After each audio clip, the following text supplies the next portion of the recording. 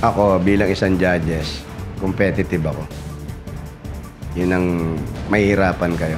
Hindi pwedeng wala-wala lang to. Competitive ako. Seryoso ako, ha?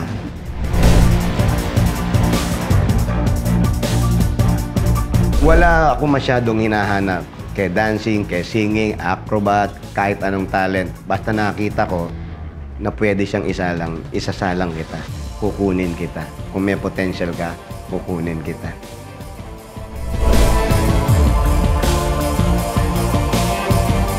Nakikita ko 5 years nandun pa rin. Golden.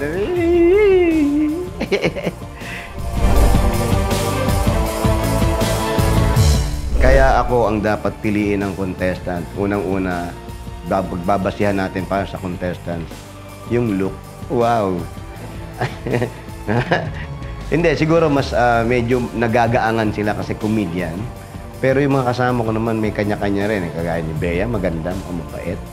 Si Miss Annette, ganun din. Respetado, pero madaling lapitan. Boy Abunda, napakabait at napakagaling din maging mentor. So, lahat naman. Pero yung Jose Manalo, kasama na yung, yung mukha.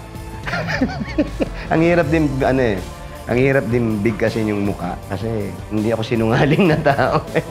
Hindi, siguro dahil, mas alam ko kung paano lumaban ng isang contestant. Dahil naging contestant din ako before.